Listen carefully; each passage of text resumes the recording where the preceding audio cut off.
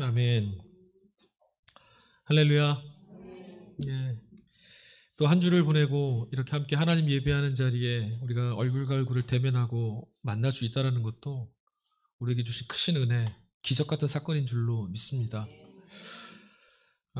벨기에에서 제작했던 드라마가 하나 있습니다. 제가 얼마 전에 이게 영화랑 비디오를 소개하는 짧은 이 소개 영상을 이렇게 보다가 마주치게 되었던 것인데, 어둠 속으로라고 하는 드라마예요. 얼핏 소개 영상으로 봤는데도 기억에 남은 이유는 소재가 참 참신했기 때문입니다. 참신했던 그 소재가 뭐냐면, 태양에 좀 문제가 생긴 겁니다. 하늘에 있는 태양에 어느 날 문제가 생겨서 태양파라는 것이 과도하게 지구로 몰려들게 된 거죠. 이게 어느 정도 심각한 상황인지 여러분 잘 모르시죠? 드라마에서 뭐라고 소개하냐면, 사람이 전자레인지 속에 들어있는 것과 똑같다, 이렇게 얘기하는 거예요. 그러니까 건물 속에 들어가도 어디에 숨어도 살 수가 없어요. 그러니까 태양이 한번 떠오르면 다 죽는 겁니다. 살아있는 건 다 죽어요. 근데 그 와중에 비행기에 탔던 한 무리들이 그 소식을 듣고 태양을 피해서 계속 도망가는 거예요. 서쪽으로 계속 도망갑니다. 태양의 접근과 근접을 피해서 필사적으로 도망치는, 어둠을 향해서 도망치는 일군의 사람들의 이야기를 드라마로 만든 거죠. 이 결과가 어떻게 될지는 참 기대가 됩니다. 근데 여러분 생각해 보십시오. 지구는 자전을 하고 있잖아요. 그러니까 매일 태양은 떠오릅니다. 아무리 도망을 가도 다음날 다시 태양은 떠오르죠. 지구가 자전을 멈추던가 아니면 태양에서 나오는 그 태양파가 저절로 멈추지 않으면 이들이 살 수 있는 희망이란 없는 겁니다. 아주 절망적인 상황이죠. 그러니까 이 드라마 소개를 보다가, 야, 저 상황에 처해 있으면 도대체 어떻게 될까 잠시 생각해 보니 숨이 막 막히더라고요. 그리고 도망치려고 애쓰는 그들의 모습이 안쓰럽고, 저렇게 하면 뭐하나 싶은 이런 생각이 마음에 막 들었습니다. 시간이 되면 한번 봐보려고 하는데 모르겠어요. 근데 여러분, 따지고 보면 이 드라마나 영화에서 나오는 이런 일들, 비단 영화 드라마에서만 있는 일은 아니라는 겁니다. 여러분, 우리 모두는 아침이면 시작되고 밤이면 마무리되는 아주 치열한 매일을 매일매일 맞이하고 있죠. 저는 우리 아침 주일 예배를 준비하면서, 야, 또 하루가 시작됐구나, 이 이야기가 예배에 참여한 우리들 모두에게 절망과 한숨과 이런 포기, 좌절에 의한 소리가 아니라, 하나님이 이제 우리 가운데 무엇을 행하실까, 소망과 기대감, 하나님을 향했던 우리에게 이 감격과 이 감탄이 터져나오는 믿음의 고백이 될 수 있기를 간절히 소망합니다. 또 하루가 시작됐습니다. 누구인들 특별나서 천국에 태어나고, 어떤 사람은 그냥 복이 없어서 못나서 지옥에 태어나서 사는 것이 아니죠. 우리는 원에서도 아니고 뜻에서도 아니지만 모두 다 같이 똑같은 이 지구별 위에 덩그러니 살게 됐습니다. 하지만 분명 같은 세상을 살고 있고 같은 시대를 살고 있지만 우리들 살아가는 세상의 그 삶의 그 농도와 질, 그건 같지 않아요. 어떤 사람들은 비교적 살만한 풍성한 조건들을 갖추고 있음에도 불구하고 매일매일을 펼쳐진 세상을 지옥처럼 바라보며 사는 사람들이 있습니다. 그런 가운데 또 한편에서는, 야, 어떻게 사람이 저렇게 살 수가 있을까? 그렇게밖에 보이지 않는 그런 인생인데도 자신에게 주어진 그 하루, 자신에게 주어진 이 영겁 같은 이 인생에 도대체 어떤 소망이 깃들어져 있을까, 그것을 큰 눈으로 바라보며 사는 사람들도 있다라는 거예요. 그러니까 여러분, 이렇게 보면 사람들은 저마다의 가치관 혹은 세계관을 가지고 내게 주어진 시간들을 저마다의 안경과 눈으로 쳐다보며 살죠. 그리고 내가 보는 그 세상을 내 인생에 주어진 내 삶에 지금 그 모습 그대로 채우며 살아가는 존재라는 거예요. 여러분, 내 인생은 지금 내가 보는 것으로 채워집니다. 여러분들이 지금 무엇을 보느냐가 여러분들의 인생을 이루어 갈 겁니다. 저는 바라기는 여러분들이 하나님의 역사, 숨어 계시는 것 같지만 지금도 살아계셔서 모든 살아있는 것들을 보듬어 주시고 절망과 어둠의 삶 키우지 않도록 구원해내시는 하나님의 역사를 보실 수 있기를, 그래서 여러분의 인생이 채워가시는 하나님의 역사로 채워지기를 주의 이름으로 간절히 축원합니다. 여러분, 근데 문제가 있습니다. 내가 이렇게 보는 대로 주어진 인생을 어떻게 볼 것이냐에 따라 내 인생이 이렇게 채워진다고 했는데 문제가 있죠. 뭐냐면 한번 이렇게 바라보는 우리의 시선과 눈을 바꾸기가 어렵다는 거예요. 그렇죠? 머리로는 알고 있지만 정작 내 눈앞에 두려운 일들이 찾아오면, 공포스러운 일들, 좌절스러운 일들이 내 눈앞에 펼쳐지기 시작하면 우리는 여기서 어찌할 도리가 없어요. 정작 두려움이 밀려들었을 때 벗어날 수 있는 방법 여러분 알고 계십니까? 평상시에는 괜찮지만 한번 공포가 확 밀려오면, 절망이 확 밀려오면, 두려움이 밀려오면 아무것도 할 수 없는 우리잖아요. 제가 그래서 오늘 예배에 참석하신 여러분들에게 아주 비법을 하나 가르쳐 드리려고 합니다. 눈앞에 두려움이 확 찾아왔을 때 벗어날 수 있는 법. 잘 들으셔야 됩니다. 눈을 감으시면 됩니다. 눈을 딱 감으시면. 너무 허무한가요? 웃음나요? 아니에요. 그렇지 않습니다. 정말 그렇습니다. 눈꺼풀 한 번만 딱 감으면 눈앞에 펼쳐지는 어둠은 다 사라집니다. 너무 쉬운 거예요. 그런데 애처롭게도 우리가 이걸 못하죠.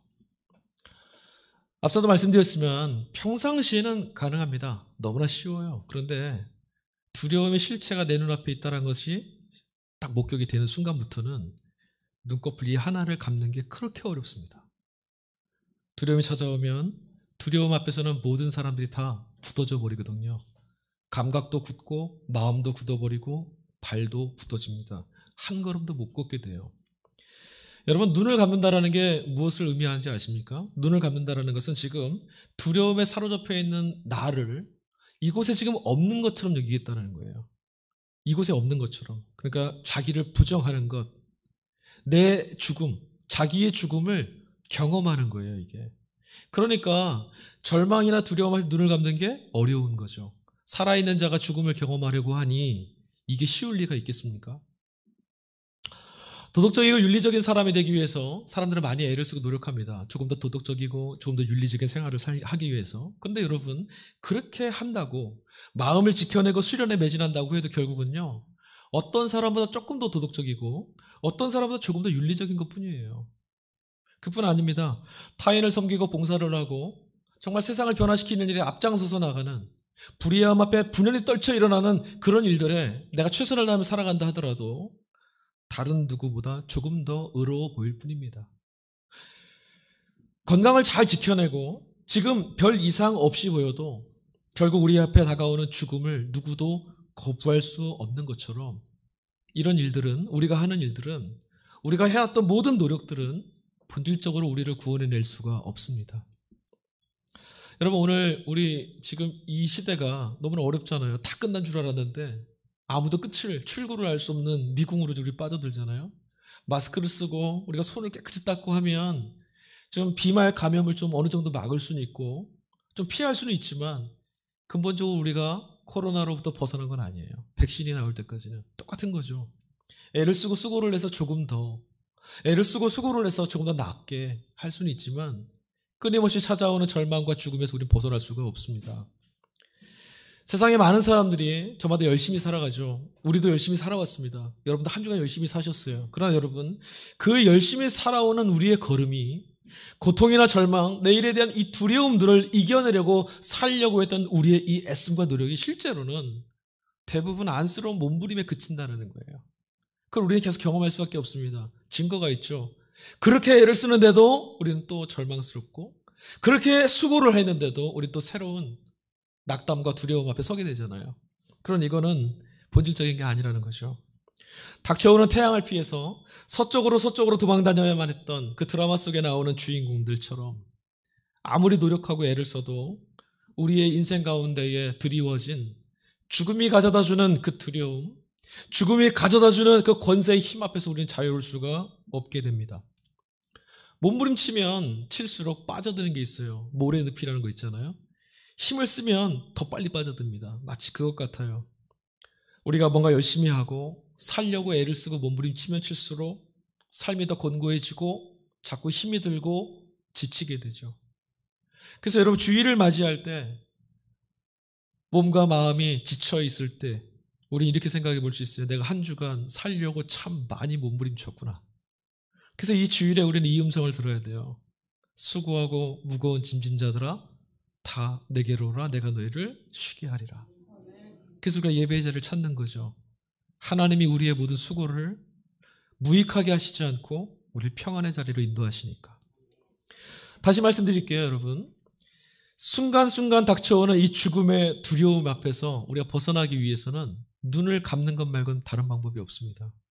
성경이 이것을 뭐라고 표현하는지 아십니까? 성경은 죽음 외에는 죽음에서 벗어날 수 없다라고 말합니다. 기독교 신앙은요, 이 죽음의 권세에서 벗어나는 영광, 죽음으로부터 벗어나는 부활, 영원한 생명 이런 것에 주목을 하죠. 그리고 우리에게 그것을 가르칩니다. 그런데 여러분, 그 구원에 이르기 위해서 성경은 반드시 우리에게 먼저 지나와야 될 하나의 길목을 가리킵니다. 그게 무엇이죠? 십자가라고 하는 죽음입니다.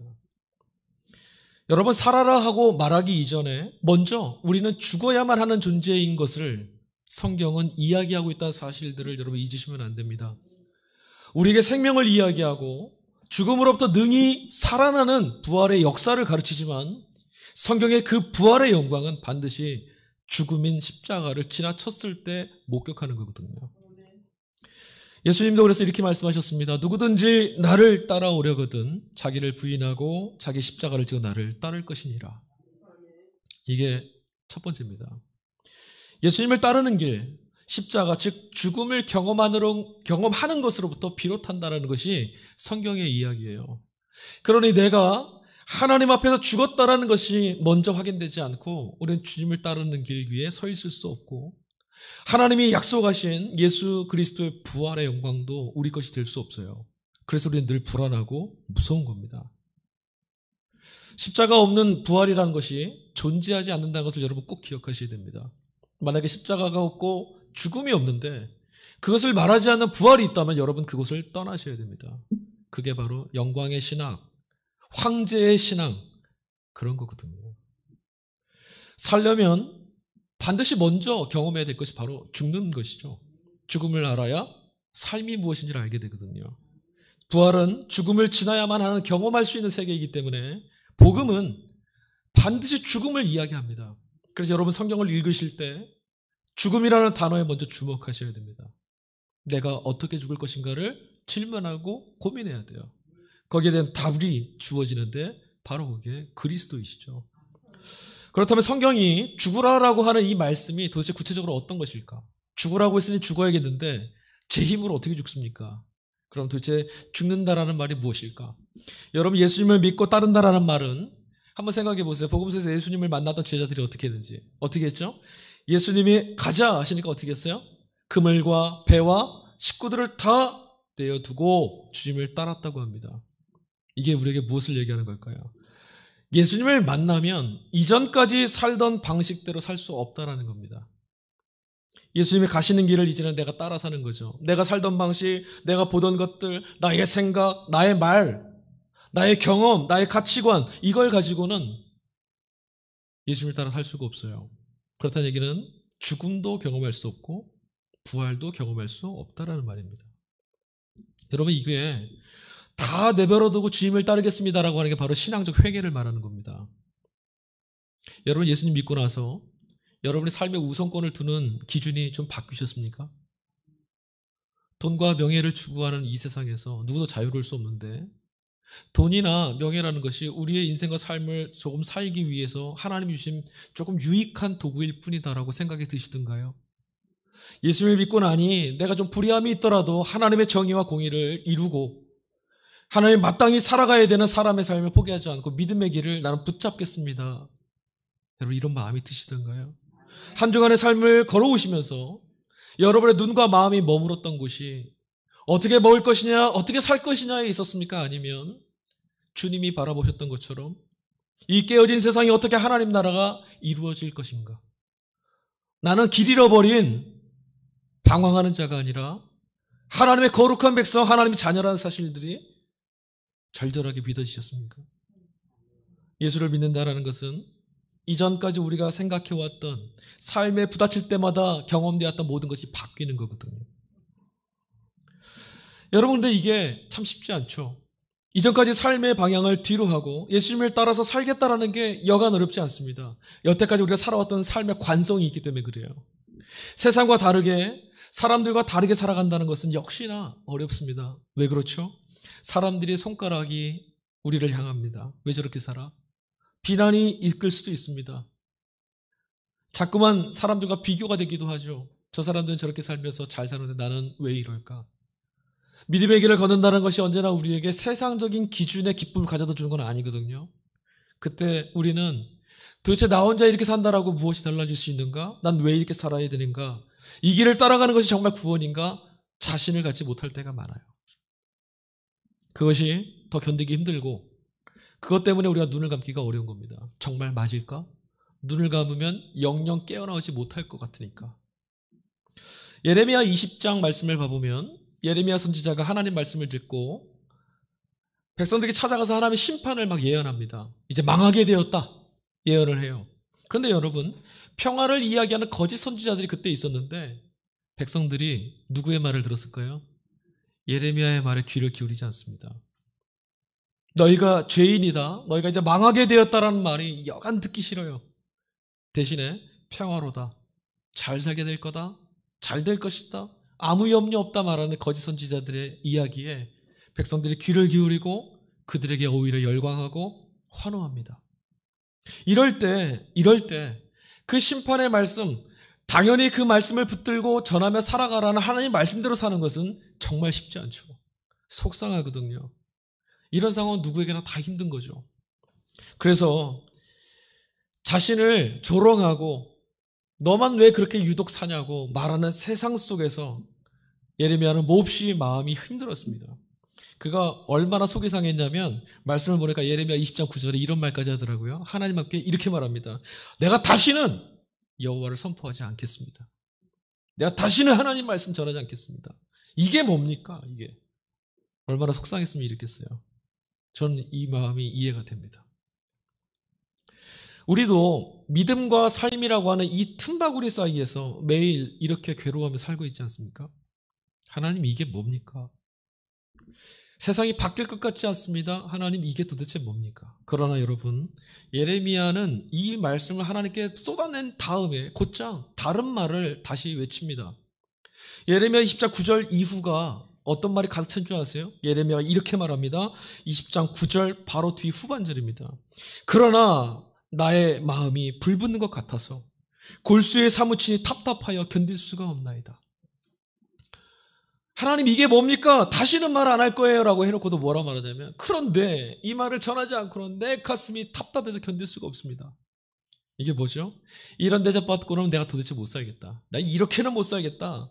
그렇게 말하고도 결국은 다시 이렇게 살게 되고 내가 다시 이렇게 생활하나 봐라 해놓고도 또다시 이 말씀 붙들고 살아가는 겁니다. 그렇게 할 수밖에 없는 거예요. 그게 지금 예레미야의 삶입니다. 이것은 하나님을 경험하고 하나님의 말씀의 역사를 부딪힌 그런 사람들의 삶. 하나님의 말씀이 내 인생에 찾아와서 내 삶의 모든 걸 다 깨부시고 다시는 되돌아갈 수 없는 삶으로 이끌어냈음을 경험한 사람들. 인생과 삶이 온통 뒤바뀌어진 사람들의 삶의 모습입니다. 이렇게밖에 살 수가 없어요. 뒤에 이은 예레미야의 목소리가 더 우렁차게 들립니다. 후반절로 가니까요. 예레미야의 분위기가 확 바뀌었어요. 13절에 보니까 이렇게 말합니다. 여호와께 노래하라. 너희는 여호와를 찬양하라. 가난한 자의 생명을 행악자의 손에서 그가 구원하셨음이니라. 놀랍지 않으세요? 어떻게 이렇게 할 수 있었을까? 방금 전까지 난 이 길 못 가겠다고 억울해 죽겠다고 말했던 그가 지금 하나님을 찬양하라 말하고 있어요. 하나님을 경험하고 그의 영광을 맛본 사람이라면 누구든 이렇게밖에 살 수 없어요. 그게 능력인 겁니다. 여러분 이것을 그게 도대체 뭐야? 이렇게 말씀하실 것이 아니라 도대체 그게 어떤 것이길래 저렇게 살 수 있게 만들까? 그가 도대체 어떤 기쁨을 맛보았길래 저런 절망에서도 다시 그 길을 선택할까? 여러분 이런 관심을 가지셔야 되는 거죠. 하나님의 영광이 눈에 선해지고 나면 고난 중에도 감사하고 환난 중에도 찬양하며 살 수 있게 되는 겁니다. 이것이 성경이 말하는 능력인 거죠. 어떤 사람들은요, 고난이 찾아오고 삶이 힘들어지면 술을 마시죠. 그리고 어떤 사람들은 심지어는 마약 같은 데도 손을 댑니다. 뭐 심정이 이해됩니다. 얼마나 고통스러우면 잊어보려고.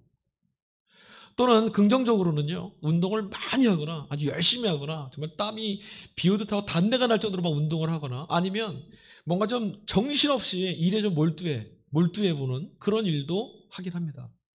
모두 다 어느 정도 효과가 있어요. 다 효과가 있죠. 여러분 해보셨어요? 끄덕이시면 곤란하는데. 술도 드시고 마약도 했어요? 열심히 뭔가를 하다 보면, 빠져있다가 보면, 잠깐 이 환난도 고난도 좀 치워진 것 같아요. 벗어난 것 같아요. 그런데 그것 하는 동안에는 벗어난 것 같지만 그게 오래가지는 않습니다. 그뿐만인가요? 육체와 정신과 영혼도 파괴하죠. 그러니까 그런 것으로는 벗어날 수 없다는 거예요. 그런데 다만 우리 한 가지는 알 수 있어요. 고난과 환난이 우리를 뒤덮고 있을 때, 두려움이 찾아왔을 때라도 우리가 뭔가 빠져들 수 있는 것이 있다면 그것에서 우리 잠깐 벗어날 수 있게 된다는 거죠. 그럼 도대체 우리가 어디에 빠져야 됩니까? 어디에 우리가 천착하면 될까요? 앞서 말했던 세상에서 우리가 했던 방법들로는 우리 영혼을 자유케 해주지 못하고 육체까지도 피폐하게 만드는데, 그럼 어떻게, 무엇에 빠져야 하는가? 여러분, 예수님께 집중하며 살아가게 된다는 것이 바로 우리 인생의 답이에요. 여러분, 그게 뭔지 아십니까? 이전까지 경험하지 못했던, 이전까지 경험할 수 없었던 하나님만이 하실 수 있는 일들, 하나님만이 행하셨던 그 사건 속에 내가 마음을 담아두는 거죠. 거기 빠져보는 거죠. 얼마나 놀라운 일인가, 이것이 얼마나 놀라운 일이요 역사였는가, 여기에 감탄해 보는 거예요. 그러면 우리 삶을 짓누르는 모든 힘으로부터 벗어날 수 있게 됩니다. 여러분, 예수님께 온전히 빠져들 때 비로소 우리는 지금 나를 압도하고 있는 두려움, 염려, 근심, 이 모든 것들을 상대화할 수 있는, 즉 자유할 수 있는 경험을 하게 됩니다. 이것을 성경이 구원이라고 말하는 겁니다. 벗어나게 되는 것. 바울은 세상에 대해서 눈을 감고 이 두려움으로부터 벗어나는 것, 눈을 감고 예수를 바라봄으로 이 두려움과 절망에서 빠져나가고 벗어날 수 있는 것을 주의 영광을 구하며 살아가는 백성들의 삶, 성도의 삶이라고 말하면서 로마서 6장 11절에 이런 말을 우리에게 전해줍니다. 이와 같이 너희도 너희 자신을 죄에 대해서는 죽은 자여 그리스도 예수 안에서 하나님께 대하여는 살아있는 자로 여길지어다. 아멘.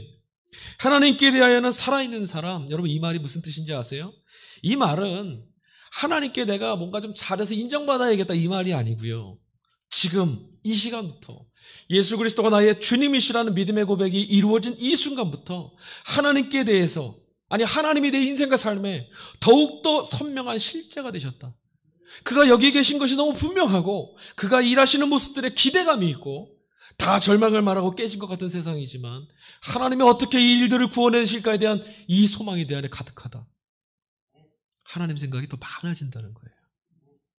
그러므로 이제 삶의 모든 의식과 내 힘과 내가 가지고 있는 모든 것들을 하나님께만 집중하며 살겠다라고 말하는 게 바로 구원받은 성도의 삶, 하나님 앞에서 살아있는 사람이라고 바울이 이야기한 겁니다.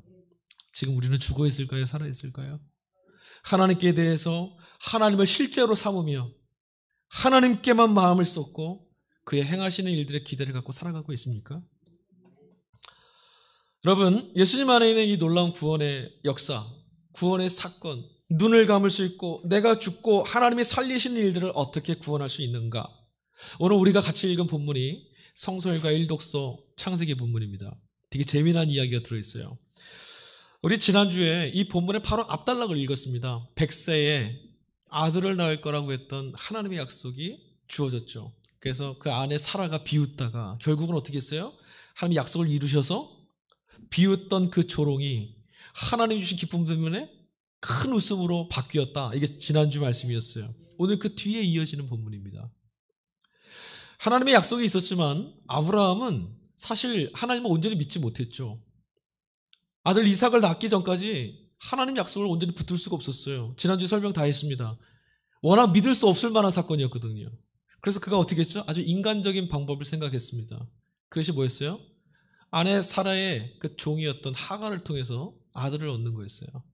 굉장히 인간적인 방법입니다. 여러분, 그걸 믿음이 없다 말씀하시면 안 돼요. 우린 오늘 그런 믿음 없는 삶을 살아요.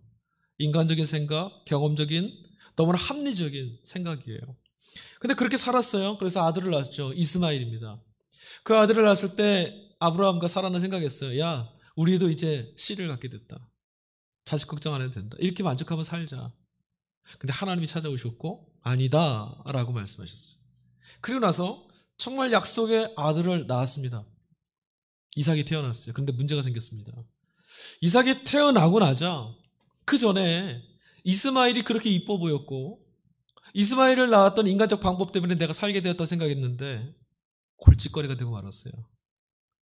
이스마일이 있으므로 자기의 적자였던 이삭이 유업을, 이 가업을 물려받는 일에 장애물이 된 겁니다. 사라가 그게 무서웠어요. 이때 당시에 이스마일의 나이가 한 17살, 18살 됐거든요. 근데 이삭이 태어났으니 이스마일이 힘으로 짓누르면 이삭이 어떻게 가업을 물려받겠습니까? 적자가 못 되겠죠. 사라가 그게 무서워서 또 인간적인 방법을 생각합니다. 뭐였냐면 이스마일과 그 어머니의 하갈을 내어 쫓는 거였어요. 오늘 본문이 그겁니다. 사라가 아브라함에게 막 말합니다. 좀 내어 쫓으라고. 당신의 아들이 이삭이 정말 맞다면 그 장애물들을 내어 쫓으세요. 막 성화를 긁고 바가지를 막 긁어요. 그때 아브라함이 어떻게 했어요? 아주 실망스러운 모습을 보여줍니다. 그래, 그렇게 하죠 뭐 하고 내어 쫓았어요. 이게 우리가 믿음의 조상이라 부르는 그 사람의 모습이에요. 어떻게 내쫓았어요? 먹을 것도 마실 물도 없는 광야에 양식과 물 한 가죽 부대를 절며 쥐어주고 내어 쫓았어요. 운명이 참 기구하죠. 이방 여인이었던 하갈이 주인의 눈에 들어서 주인의 아들을 낳고 이제 잘 살 줄 알았는데 내어 쫓겼습니다. 광야에 내어 던져졌어요. 한치 앞을 내다볼 수 없는 형편입니다. 아무렇지도 않은 삶이었던 것 같았는데 죽음이 벌써 자기들 발 앞에 와 서 있는 거예요. 광야에 이렇게 내쫓겼는데 누가 살 수 있겠어요? 광야는 먹을 것이 없지 않습니까? 마실 물도 없어요. 눈에 넣어도 아프지 않을 제 자식 이스마일이었어요. 하갈에게는. 그런데 자기는 그렇다 쳐도 이 아들이 이제 죽게 생겼습니다. 그리고 그 죽어가는 걸 자기 눈으로 봐야만 했죠. 그래서 이들이 오늘 본문 말씀 보니까 저만치 떨어져 서럽게 부둥켜갖고 울부짖기 시작했습니다. 이렇게 죽게 되는구나. 정말 안타까운 거예요. 바로 그 시간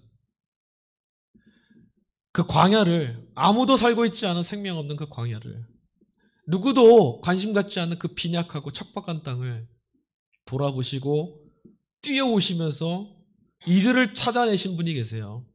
하나님이십니다. 하나님이 이들에게 찾아오셨어요. 그리고 약속을 주십니다. 당신께서 직접 그들의 인생을 책임지겠다고. 당신이 직접 이 버려진 이스마엘의 인생을 책임져 주시겠다라고 약속하셨어요. 하갈아, 무슨 일이냐? 두려워하지 말라. 하나님이 저기 있는 아이의 소리를 들으셨나니 일어나 아이를 일으켜 내 손으로 붙들어라. 그가 큰 민족을 이루게 하리라 하시니라.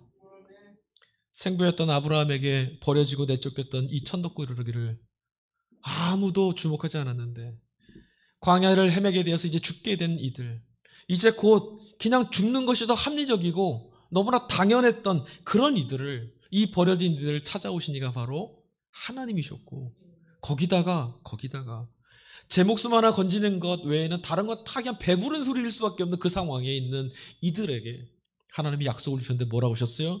이제 이 아들 이스마엘을 통해 큰 민족을 이루게 해주겠다. 여러분, 이게 정말 야 좋다, 놀랍다, 이 정도 수준으로 와 닿으세요? 실제로 이런 상황에서 하나님이 주시는 이런 약속들은 너무 터무니없게 들려요. 생각해 보세요. 사는 것 말고는, 여기서 살아나는 것 말고는 다른 건 다 배부른 소리라니까요. 이거 우리가 하는 말입니다. 성경을 열어서 하나님 주시는 약속의 말씀들을 받고도 우리는 지금 한가하게 그런 소리 하고 있어. 배가 부른 소리지 먹고 사는데 얼마나 힘이 든데 우리 이렇게 말하잖아요. 그런 상황인 거죠. 하나님이 이 아이를 통해서도 큰 민족을 이루게 해주겠다. 재미나는 것은요, 21절 끝나고 나서 바로 뒤에 22절, 우리가 읽지 않았는데 22절 말씀의 시작이 참 재미나게 시작하고 있어요. 22절을 어떻게 시작하죠? 무슨 말로 시작합니까? 여러분 성경에 뭐라고 써 있어요? 22절? 그때에 라는 말로 시작해요. 그때에. 그러니까 하나님이 찾아오셔서 이스마엘을 건져내시고 살려주시고 약속을 주시고 나서 그들을 건져주신 다음 그때에, 그 말이에요. 이 그때란 말은 하갈과 이스마엘이 광야에서 지금 죽게 생겼던 그 일촉즉발의 그때이고요. 죽을 수밖에 없는 그 버려진 이들을 구원해내시고자 찾아오셔서 건져내시고 살리시고 하나님이 약속 주셨던 바로 그때입니다. 바로 그때 아브라함이 무엇을 했는지 아십니까? 그 뒤의 얘기가 바로 아브라함 얘기예요. 바로 그때 자신이 내쫓았던 이스마엘과 하갈, 광야에서 죽게 생긴 그들을 아브라함은 전혀 기억하지 못합니다. 까마득히 잊고 있어요. 아니 어쩌면 잊어버리려고 애를 썼는지도 모르겠어요. 당연하죠. 여러분 생각해 보십시오. 광야에다 내버렸는데 양식과 물 한 동이 줬는데 그게 사람이 살겠습니까? 죽겠죠. 죽어도 어찌할 수 없다. 그런 책임을 좀 덜으려고 잊어버렸는지도 모르겠어요. 그때요. 그들을 까마득히 잊고 있던 아브라함이 그 지역의 유지였던 아비멜렉이라는 사람에게 양 7마리를 주고 우물 하나를 삽니다. 그리고 평화의 약조를 맺죠. 광야에서 생존을 위협하는 가장 중요한 건 바로 물입니다.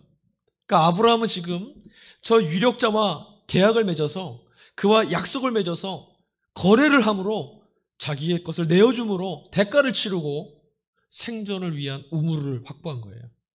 그러니까 지금 이제 다 된 거예요. 살 수 있어요. 그런데 우리를 아득하게 하는 사실이 하나 있습니다.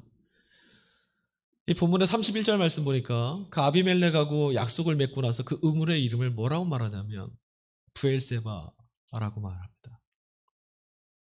브엘세바, 언약의 우물, 맹세의 우물이라는 뜻인데요. 방금 전에 이스마엘과 하갈이 죽어가고 있던 때가 곧 바로 브엘세바 광야였어요. 한편에서 물이 없어서 죽어가고 있는 모자가 있었는데 아브라함은 그 한편에서 자기의 능력껏 자기가 살 수 있는 어떤 구원의 방법을 획득한 거죠. 이 본문을 읽다가 마음이 좀 불쾌했습니다. 안 되는 사람은 뭘 해도 안 되고 잘 되는 사람은 더 잘 되는 아주 불편한 모습. 마치 영락없이 우리가 살아가는 세상의 모습과 똑같아 보여서 씁쓸하고 불편했어요. 그러나 여러분, 이 본문 속에는 반전이 숨어 있습니다.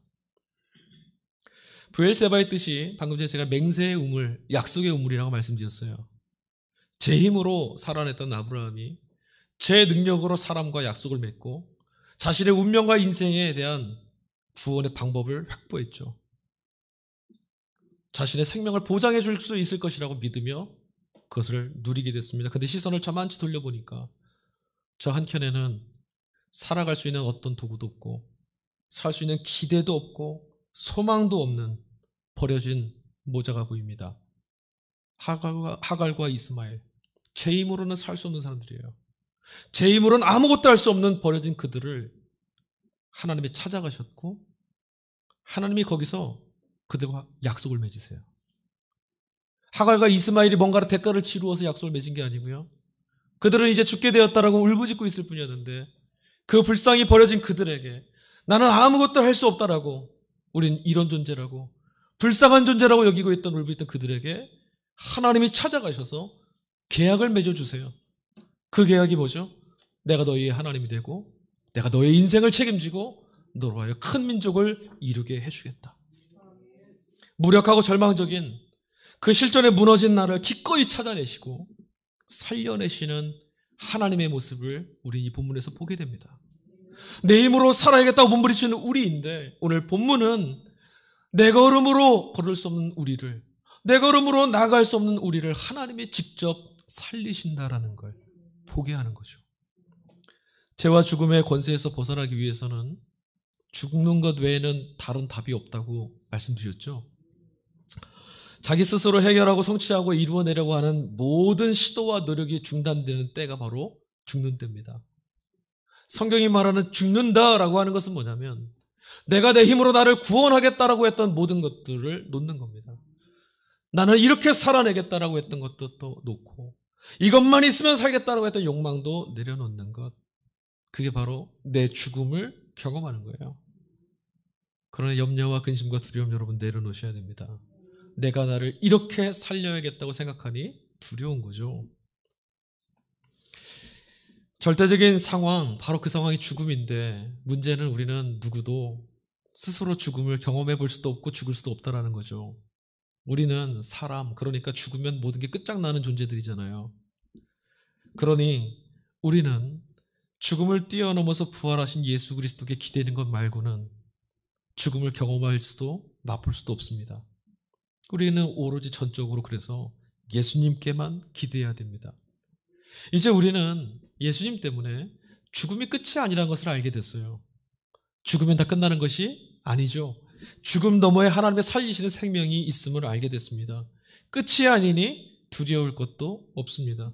더욱이 우리에게는 제 힘으로 살 수 없다는 것을 경험하고 내 자신의 죽음을 목격한 우리에게는 하나님의 언약의 약속이 있지 않습니까? 다시 그리스도 예수 안에서 살려내시겠다. 사랑하는 교회 여러분, 모든 살아있는 것들이 종말을 맞이하는 그날에 예수님 때문에 우리는 하나님 앞에서 살아있는 자로 발견될 겁니다. 제 생명을 살려내보려는 인간의 모든 노력과 그것을 약속하고 있는 번들어라는 세상의 자랑과 세상의 맹세와 세상의 약속들은 하나도 남김없이 다 깨어질 것입니다. 그러나 그리스도 예수 안에서 우리의 구원이 되시겠다고 말씀하셨던 하나님의 약속은 영원히 깨지지 않습니다. 그들이 너희 존재의 중심인 영혼에 할 수 있는 일이란 아무것도 없다. 너희는 너희 삶 전체, 몸과 영혼을 그 손에 붙잡고 계시는 하나님만을 두려워하면 된다. 아멘. 기도하겠습니다.